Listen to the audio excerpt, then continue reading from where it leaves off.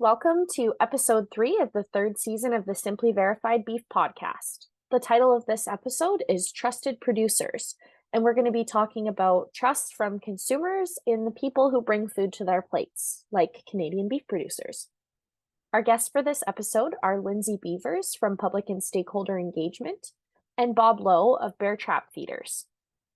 Today, we're going to chat about what producers can do to contribute to public trust, and of course, how the VBP Plus program contributes to public trust as well.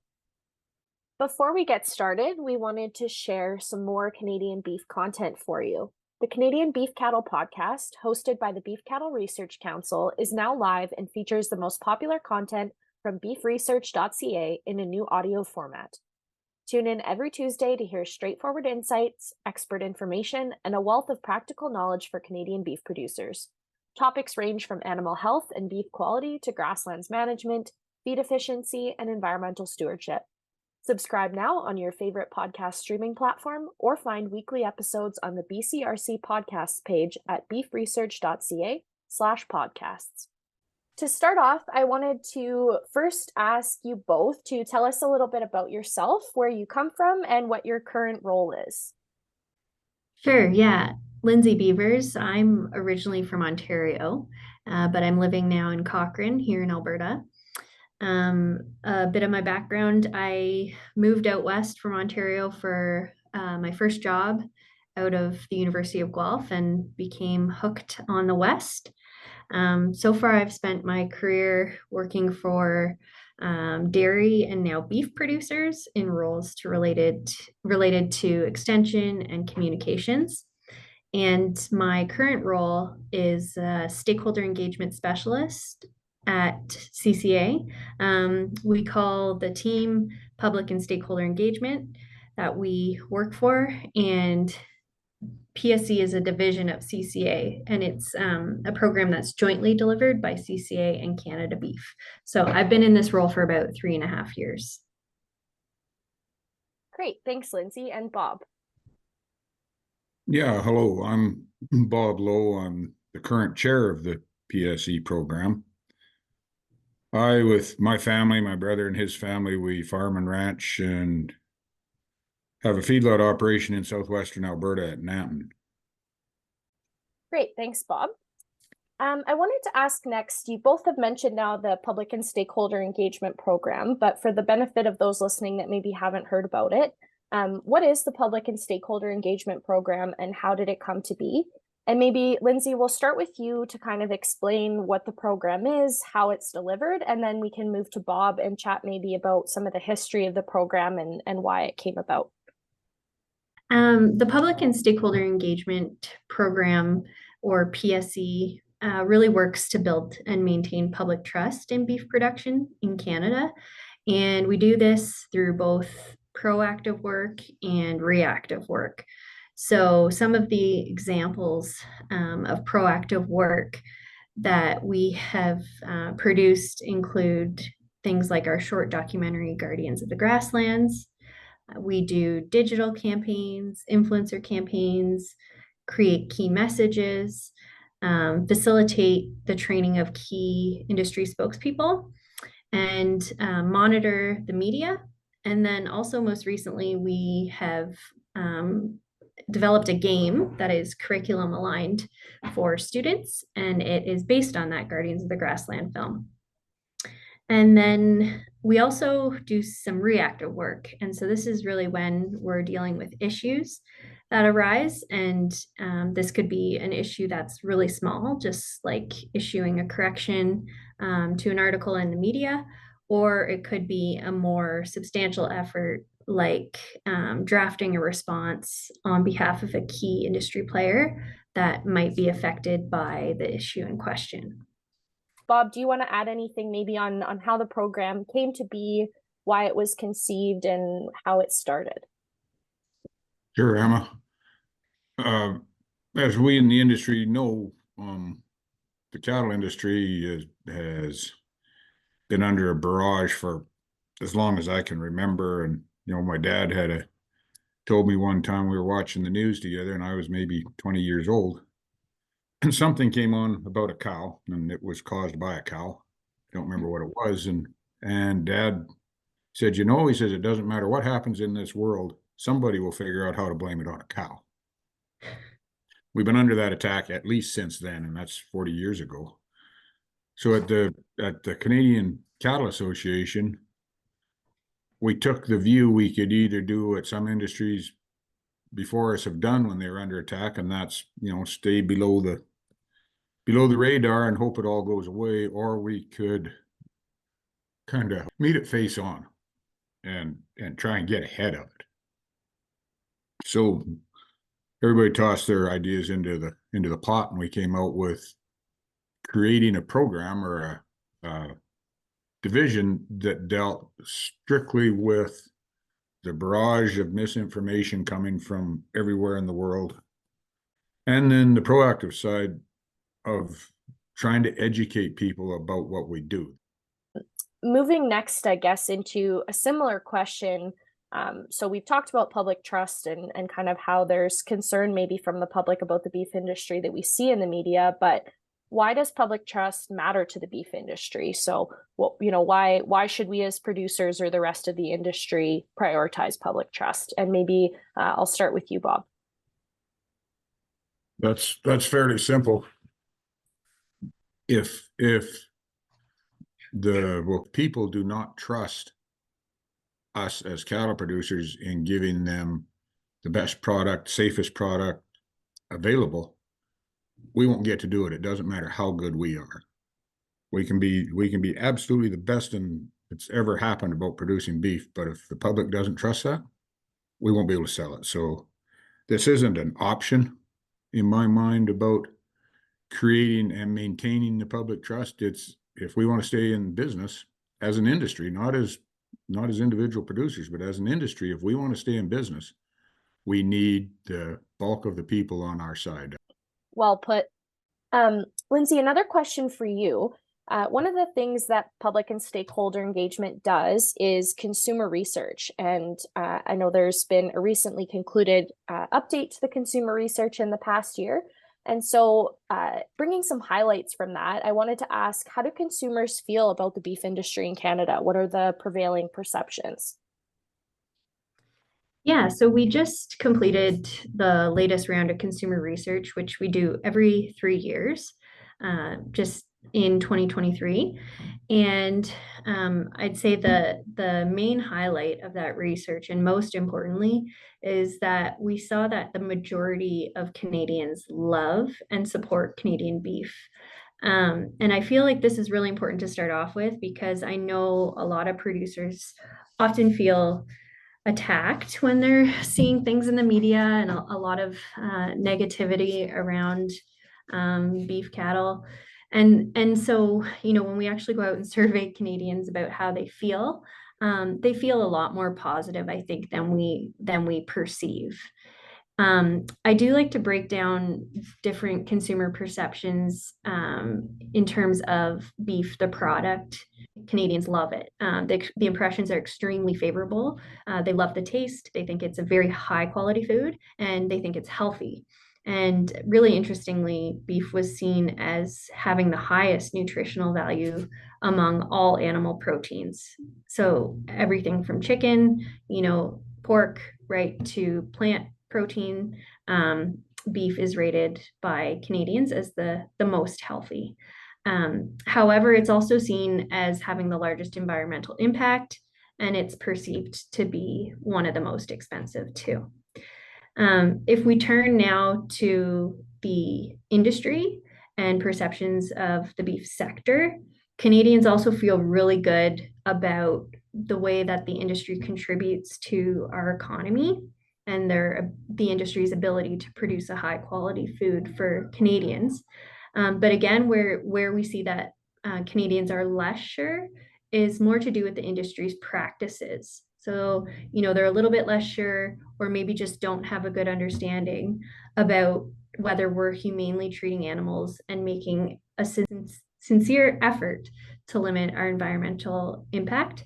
And so, like I said, those kind of questionable areas for consumers don't necessarily mean that they feel always really negatively about those aspects. It just means that they perhaps are uncertain or lack knowledge about those practices. Thanks for that insight, Lynsay. I think often we can kind of get into an echo chamber where we see negative content, say on social media, and we want to react to it, whether it's stopping to read it, even though we react to it negatively, or maybe stopping to comment if we don't agree with something. And of course, the way social media works, we just tend to see more and more of that. So it's easy to fall into the trap of thinking that consumers are not beef fans, but it's good to know and have that reassurance that that's not the case. So appreciate that insight. Bob, I wanted to get your thoughts next. You've had the opportunity to travel internationally to talk about Canadian beef and its benefits for the environment, socially, economically, and wanted to get your thoughts on what those conversations have been like. So kind of along the lines of how consumers feel about the beef industry in Canada. What's the tone out there, and what are those conversations like? To Lynsay's last comments, it's more or less exactly the same thing.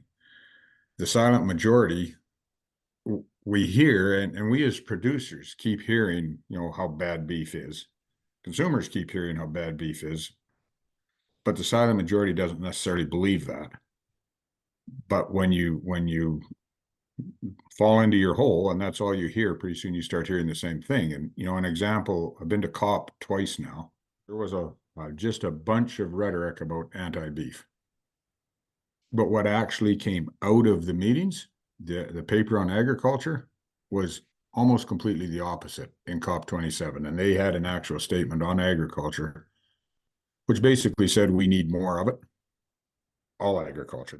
COP 28, while nothing specific came out as far as a paper or a written statement concerning agriculture, two kind of secondary statements came out, both saying basically the same thing. The one got a little bit more direct in that it said, we expect to see the cattle industry grow globally by 20%. We know that we need more cattle. That's totally against what you constantly hear in the media. Now we need to get it out there so that it becomes commonplace. Thanks, Bob. That's a good segue, I think. We've talked about, all the different voices that are out there, some louder than others, but I'm going to point to Lynsay next and ask, in terms of the consumer research, who is it that consumers want to hear from about their food? Yeah, so when you survey consumers and you list all the players in the food system, whether it's our consumer research that we've done through PSE or whether it's more broader, when groups like the Canadian Centre for Food Integrity survey on like a Canada-wide basis and all commodities, time and time again, it doesn't matter the survey, number one most trusted player in the food system is farmers and ranchers. And so it's great to see that that's consistent no matter where we're surveying. People trust farmers and ranchers, and after farmers and ranchers, interestingly, we've seen that organizations that represent farmers and ranchers are trusted. And so that's great news for PSE because we're kind of speaking as their voice, but we're sure to position them front and center because we know that they trust farmers the most. And then in terms of other players that are quite credible, university scientists usually come in quite high, and then it's important to know that depending on the issue in question. So if it's something to do more with animal health, then different food system players would rank as more trusted. So in that case, veterinarians would come up as number one or two. But in general, when it comes to learning about where people's food comes from, the number one most trusted is farmers. So what an awesome opportunity. Bob, I'm curious, do you get that sense when you're, doing these sorts of things that people are really focused on hearing from that farmer rancher perspective? Absolutely. I'll go on an international level again for a little bit. When I was in COP 27 and I sat on a round table in the Food for Climate Pavilion, which was mainly sponsored by Impossible Foods. And so I'm at a table with complete vegans, with students who didn't really have any major complaint about what they ate, but they were convinced that they weren't going to be around by 2030 because we were all going to die of something before then, which is really sad. And when you sit down and talk to them, and they actually, because I'm sure it was because I was a producer, and they'd actually ask me questions about, the cattle industry in Canada and what we do, and I was more than ready to tell them. Their number one concern was animal health and welfare. And I've traveled quite a bit around the world, and they have a point in a lot of places in the world. As soon as I start to explain to them what happens in Canada in our systems and our checks and balances, VBP plus, they perk right up because they'd never heard of that before. That's a great transition into the next question I had. And, Bob, you've talked about animal welfare, being sort of one of the main concerns that folks have. Lynsay, maybe you can just jump in and add in a little bit from the consumer research as well. What kind of messages are resonating best with consumers? What is it that they care about and want to hear that helps improve public trust? So the kind of messages that we see resonating with consumers, I'll start first and foremost with messages that include shared values. So examples of shared values between producers and consumers could include things like concern for animal health and welfare. It could include a shared value for feeding your family healthy foods. So anytime you can connect on a level outside of actual the beef production questioning, the beef production question that the consumer has, and say, I'm concerned about feeding my family healthy foods too, you're gonna really resonate and connect on those shared values. I'd also say that messages about commitments are really important and resonate with consumers. And so an example with sustainability, consumers are recognizing that sustainability is a journey and it's not really a destination. And so in terms of the beef sector, we can talk about how we've made commitments to do better.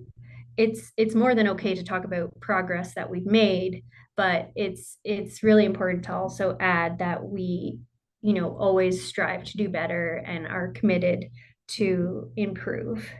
And then lastly, I'd say for any message to really resonate with consumers, it's great to have a personal story or anecdote in any message because it really makes it more sticky or memorable for a consumer, so that next time they are chatting with somebody about this aspect of beef production they learned about from you, they'll remember it because you were the key character in that story and you shared an example with them, and they'll be able to remember and relay it more so than any fact or figure would be memorable to them.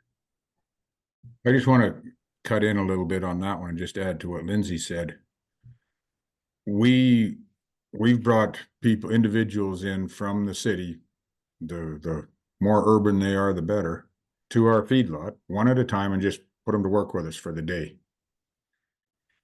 And that's bringing them into what we do. And we don't try and sugarcoat anything. If we're dehorning cattle, we dehorn cattle.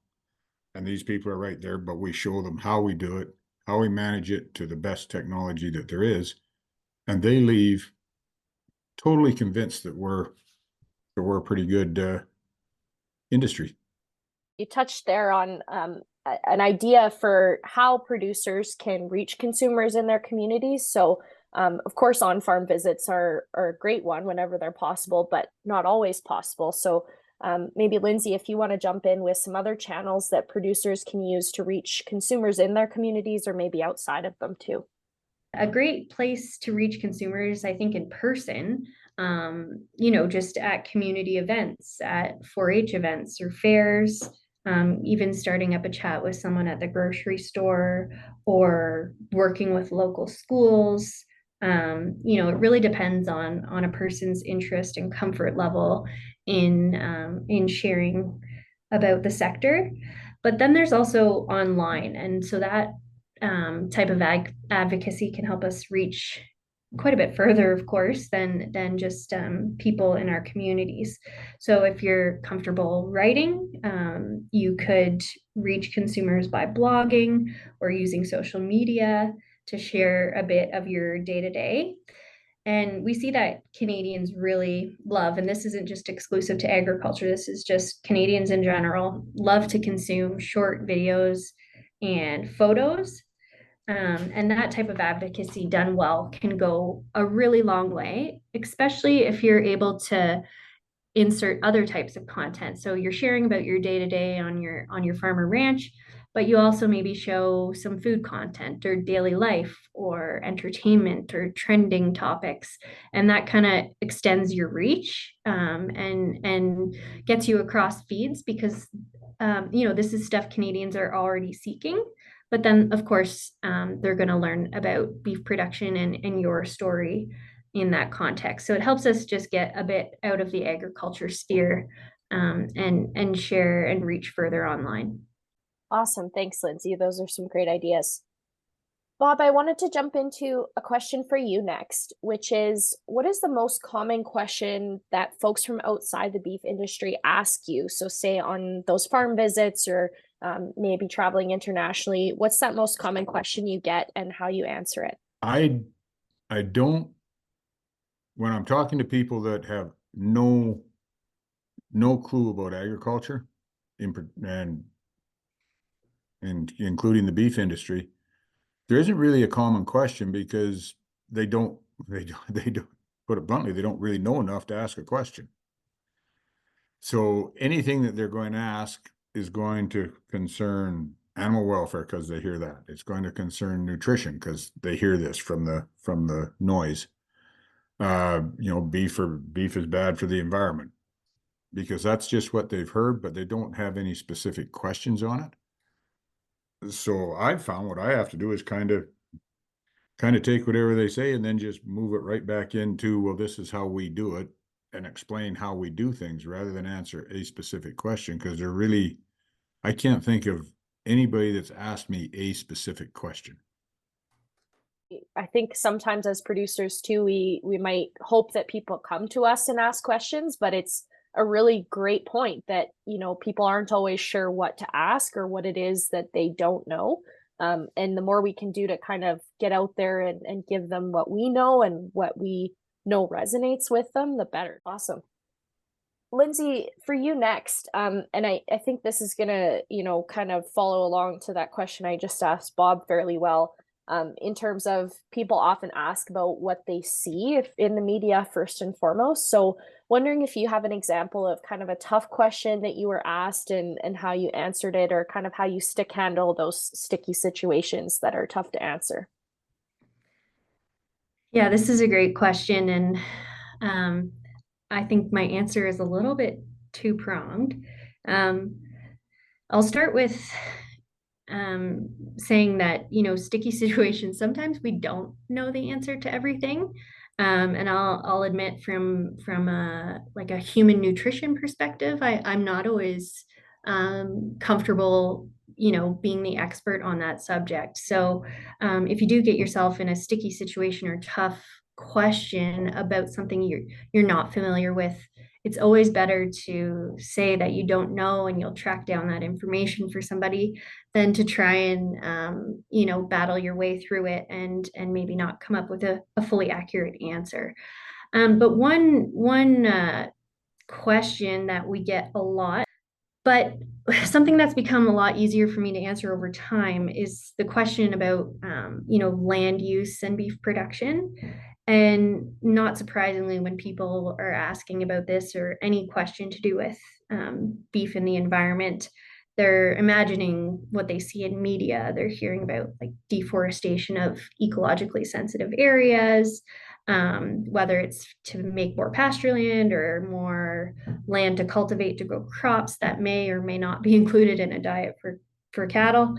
And the thing with this question is that, you know, this big concern that consumers have really isn't the case when we talk about beef production in Canada. So here we know that, you know, beef cattle play a really important role in actually preserving ecologically sensitive landscapes like grasslands, and actually conversion would happen without cattle there, creating an income stream. So I found that when you unpack tough questions, and like Bob said, sometimes people just don't really know what to ask, but maybe they've heard about beef sustainability from media on a global context, in a global context. If you circle back around and bring it back to what happens in Canada, it really makes it easy to tell a good story because it is a good story. Thanks, Lynsay. I'm going to switch gears here a little bit to talk about something that Bob touched on a little bit when we were talking about messages that resonate best and some of those things that really matter to people that care about animal care. Bob, you're a producer that's certified with Verified Beef Production Plus, and I'm going to get your thoughts first. How does a program like VBP Plus contribute to public trust in the beef industry? So, why does it matter to consumers, or how can we leverage that as a tool? To me, it's critical to the industry as the fallback position. So when somebody says, you know, we hear that this animal had we'll say we found a needle in a rump roast. Well, VBP Plus, if you're registered and certified with VBP Plus, not saying they won't find one, but what it shows consumers, whoever happens to be looking, you have a program like that, and the people within that program that are willing to put up a few dollars to make sure they are certified, willing to go through the work to maintain the certifications and the audit of their own accord, use their own dollars to show us, in case it was ever necessary, that yeah, we are doing things right. And I hear a whole lot of people, you know, they say, well, we've been doing things right forever. Why do we need something to prove it? Because we're in a very skeptical society and we need every tool at our availability, not necessarily to use all the time, but to know in the back of our minds as producers, and to give the consumers the confidence that these guys actually are, call it putting their money where their mouth is. They actually are moving forward, and it's proven, and it's audited, and it's tested. And that's unfortunately the society we live in, but that's where VBP Plus, I believe, is so critical. It is a win-win. What you find when you do these things and you go through the whole process and you actually listen to what they say you should be doing, what we've found in our operation anyway is the improvements in efficiency have more than paid the cost of doing it. So it becomes something that, yeah, it's a net benefit both economically, and like I said, you got it in your back pocket to help create and maintain the trust that we need in order to have what Lynsay said, our social license to operate. Switching gears a little bit again. So we've talked about issues and kind of as they come up, you know, how we respond to them, how the PSE program works to respond to them. But if a producer comes across a public trust issue, say they come across a social media post or an article talking about how beef is bad for the environment, or maybe their kid comes home from school with a worksheet that talks about that, what can a producer do to kind of take action on this? And I'll start with Lynsay in terms of the PSE program's perspective. Yeah, so if you come across an issue like one of the examples you mentioned, how we can manage it really depends on where it arose. So I'll start with online, and online is tricky. There's a lot of negativity online. So first and foremost, I'd say, you know, don't reply to anything when you're really upset. And if you do decide to respond, it's really important to be honest, transparent, friendly, and not defensive. And in some cases, it's actually, you know, completely okay to not respond at all if it's not somebody, if you're not going to be able to change that person's mind. And if it is venturing down the path of, a post that's offensive or threatening, that it's more than okay to delete that sort of thing if it's on your own page or targeted at your business. In the case of something that's more, if it's more like a article that you're encountering that was, say, in the Globe and Mail or some larger Canadian publication that gets a lot of eyes, we really love to have that sent our way. To be honest, we've usually seen it because we have media monitoring tools that we can kind of keep track of anything that maybe mentions beef production in Canada. But still, we're happy to receive any concerning pieces, and often we will contact the author or the editor if there's any misinformation in the article. We can have that corrected and provide them with accurate sources. And also, we tend to like to respond with pitching a positive piece. So we could offer a spokesperson, craft a piece that offers a more balanced perspective and submit it. And oftentimes that'll be accepted and provide more of a balanced view for the publication. So if you come across something you'd like to bring to public and stakeholder engagement's attention and send it to us, there's a couple ways.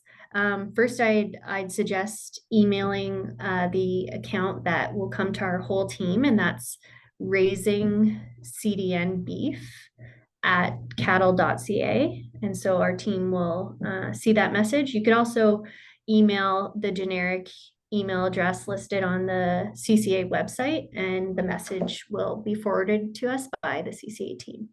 Thanks, Lynsay. And I'll pop those in pieces of information in the show description so that anybody who's listening can access them easily. Following along the lines there of how PSE can help in terms of responding to some of these things that producers come across, what other kinds of resources does PSE offer to producers if they're interested? Yeah, so we have a wide variety of resources available to producers. We can share some of them digitally, or some are actually hard copies.